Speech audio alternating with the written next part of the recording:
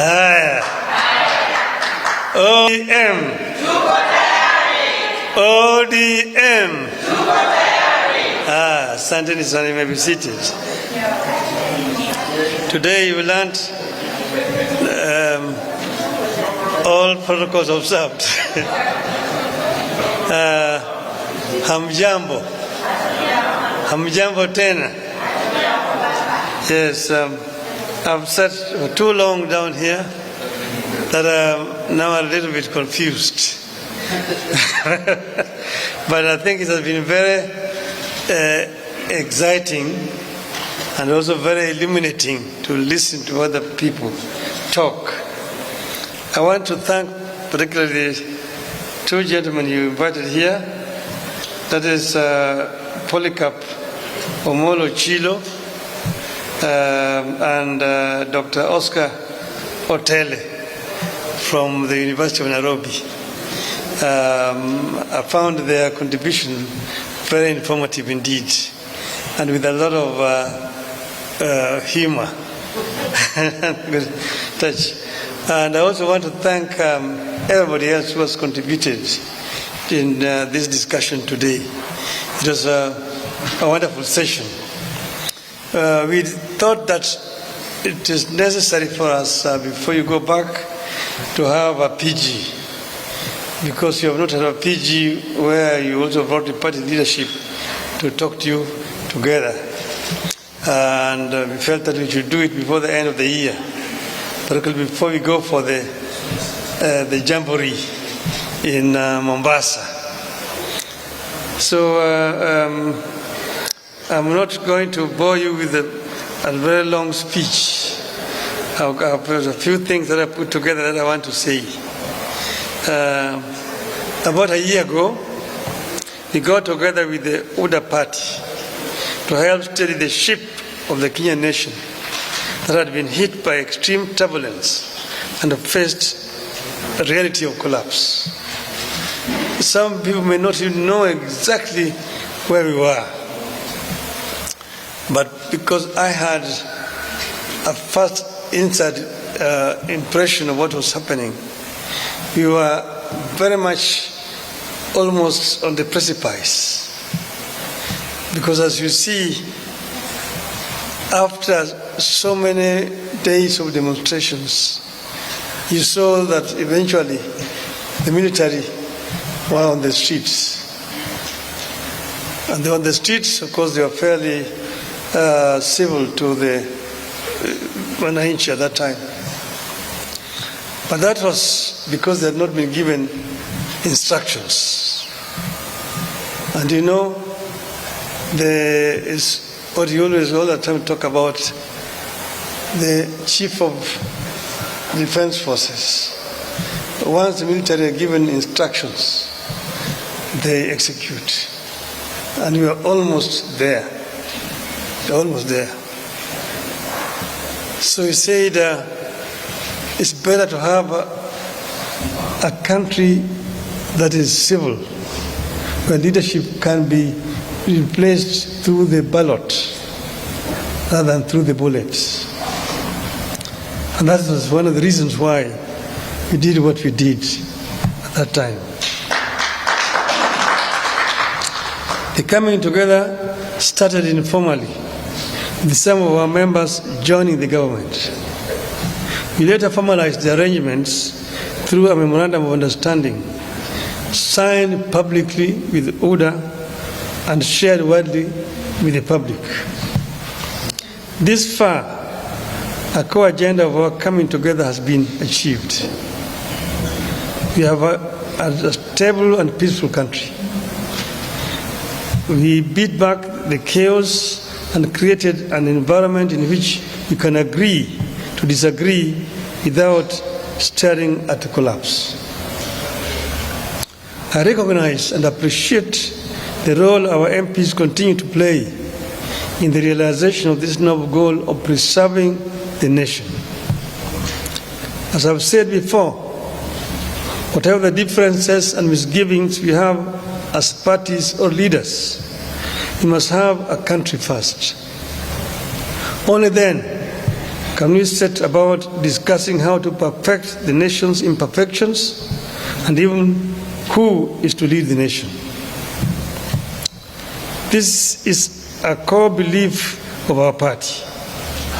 We stand for and with the country and act in the interest of the people of Kenya. I am convinced that Kenyans want Kenya to stand, and we stand with them on this.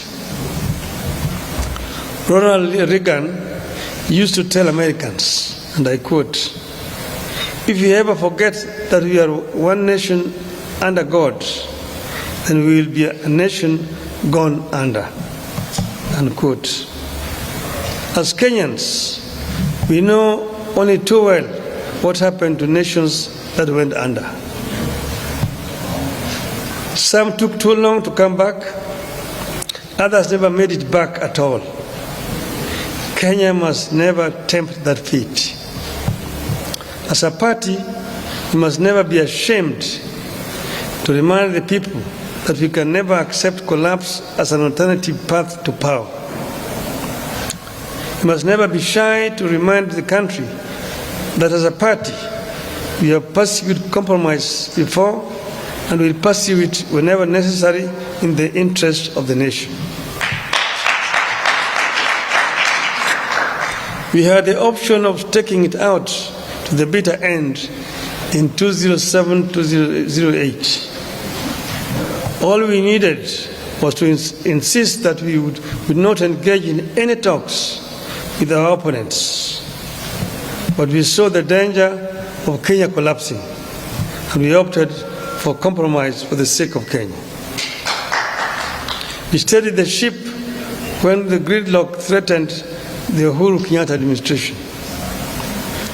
In order to make the country move forward and pass some of the agenda that was seen to be pro-people between 2018 and 2022, ODM had lent a hand. We asked for no titles or positions in return.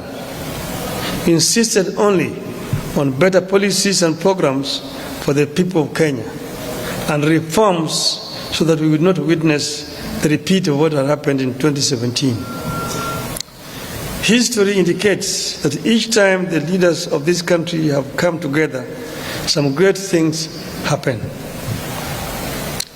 We got the 2010 Constitution because we made compromises with the President Daniel Arap Moi and made him appreciate that it was in his interest, as well as the country's, to midwife a new constitution.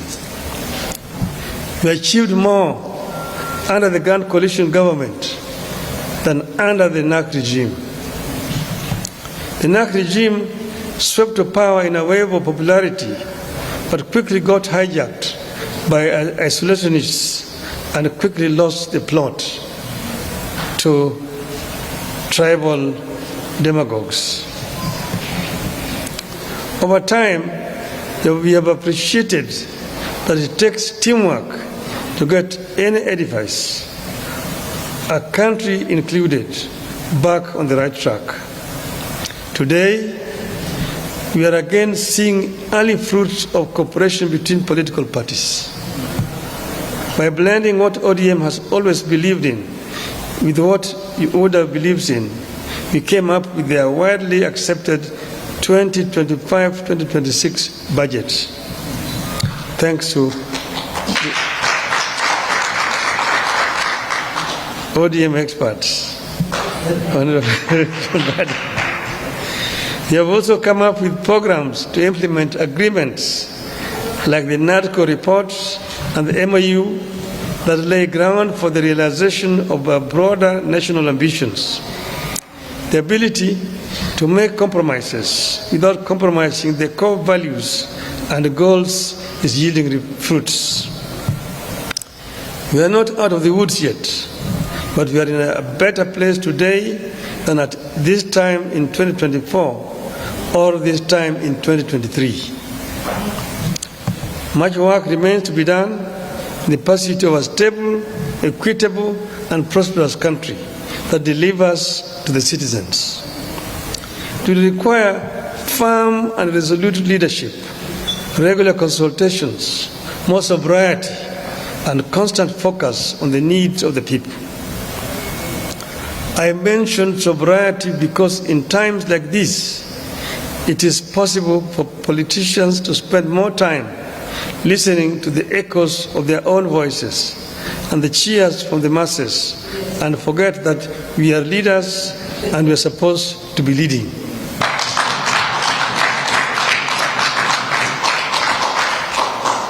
In times like this, it is possible to be lost in competing campaigns or populism and forget that leading means making decisions that may sometimes invite booing instead of cheers.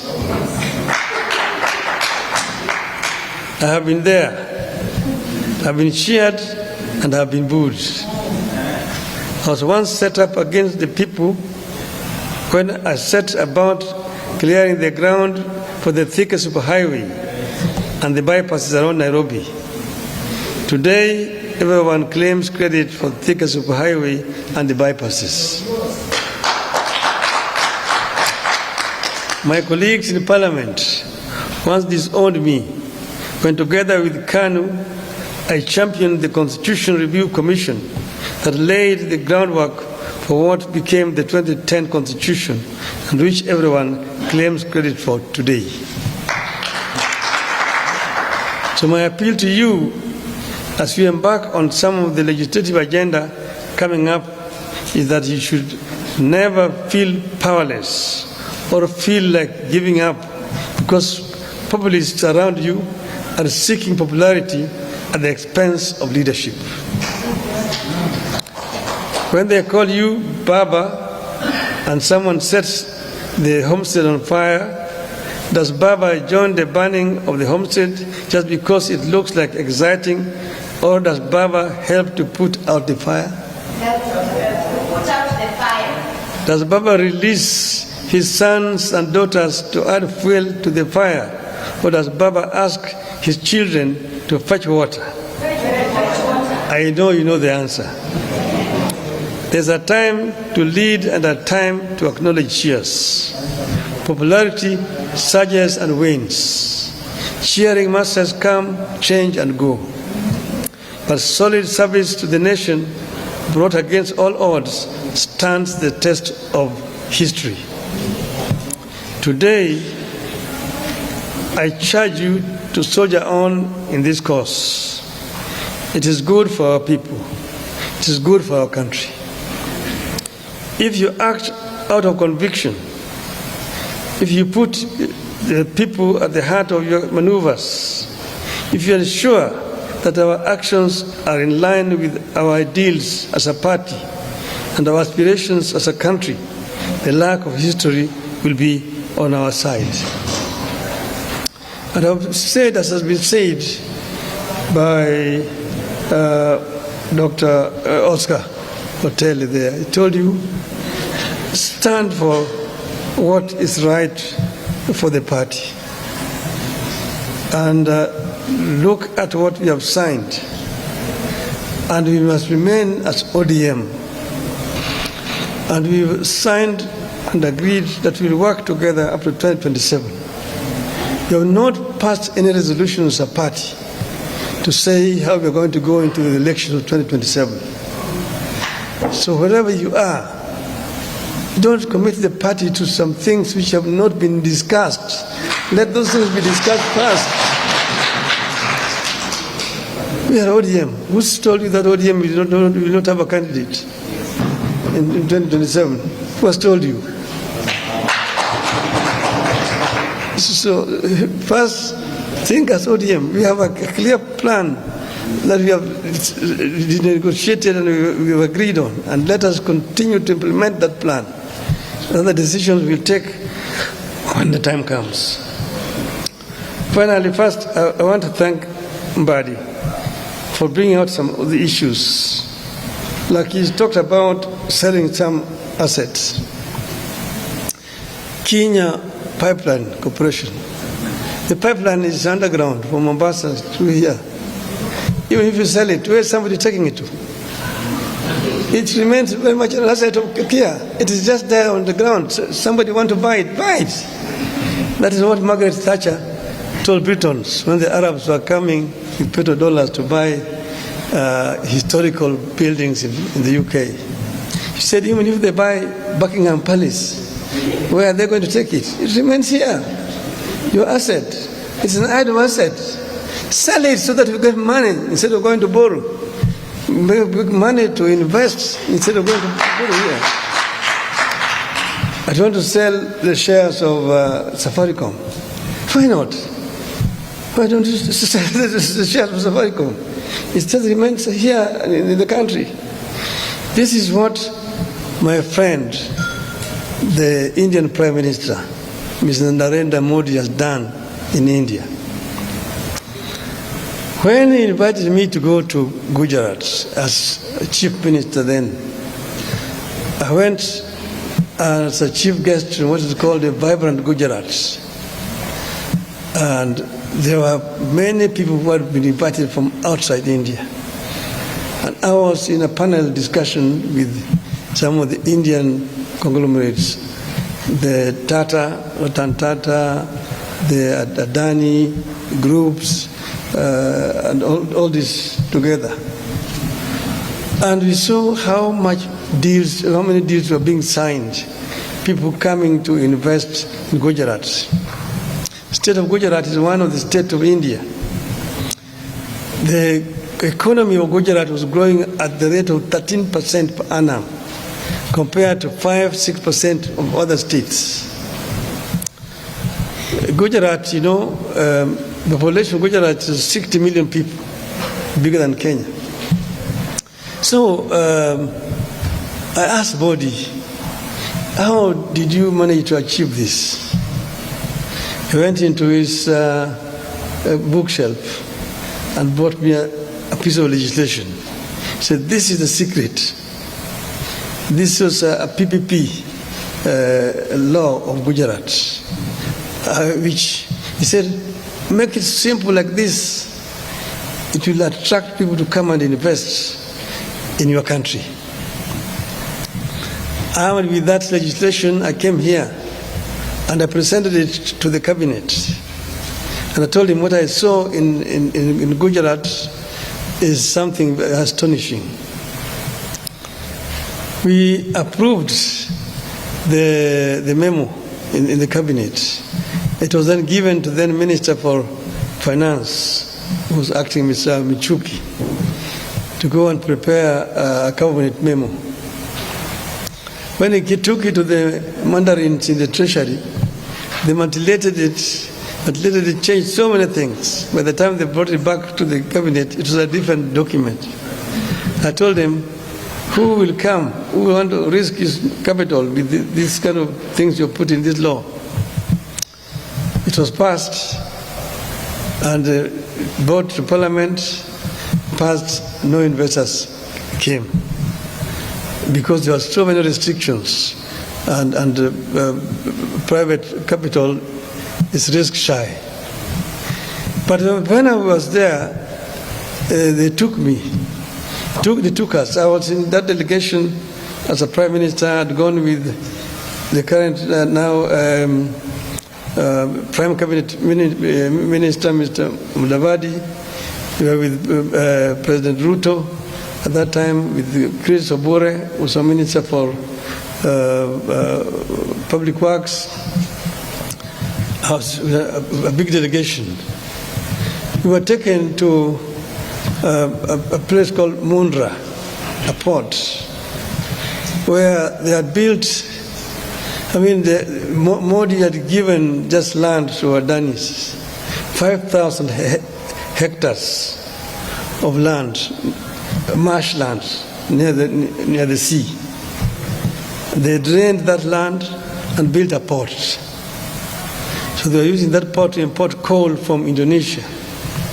And they put up a power plant, 4,600 megawatts of power. Then the Tata group followed suit and also built a similar plant, 4,600 megawatts there. So a total of 9,600 megawatts was being generated from that port alone. Our total generation capacity in this country today is not even 3,000. That's from that port. And then they built a railway line, 100 kilometers to join with the national railway system. A sleeping village of 5,000 people rose to become a village of a town of 200,000, eventually now 500,000 people. And the investors came to invest in that place. They even built an airport in that place. Okay? Then I can give you so many other examples. So you find the same people, Adani, are given them Bombay. Bombay airport used to be so dilapidated, fly infested and so on. They could have constructed Bombay airport. Today Bombay airport is so efficient when you go there. You want to look at the Delhi airport. When Modi eventually became Prime Minister of India, he now replicated what he had done in Gujarat in the whole of India. Within the time that he has been the Prime Minister for 10 years, they have constructed 130,000 kilometers of railway line through PPP. They have, in almost every state in India has got 2 international airports in India. All this being done through PPPs. And that's why when Adani came here to want to do this airport, and too much noise was being made in Parliament for no reason at all, and they pulled out. The Red Airport is just like here. It is.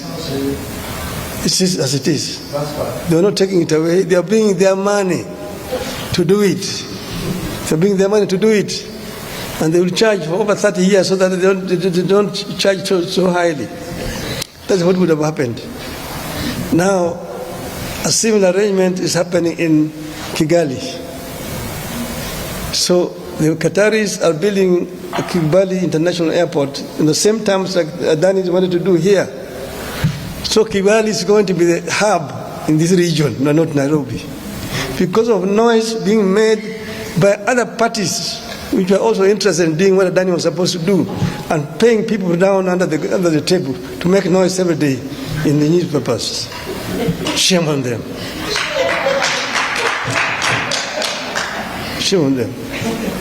We need to wake up as a country, because if we don't wake up, we're going to continue to sleep. There's many opportunities that are available for us as a country. We as ODM must remain ODM and remain focused, because the country needs ODM. ODM has certain values which are core to the party, which makes ODM distinct from other political parties. I am happy to have been able to talk to you today ahead of the 20th anniversary of ODM. God bless ODM. God bless Kenya.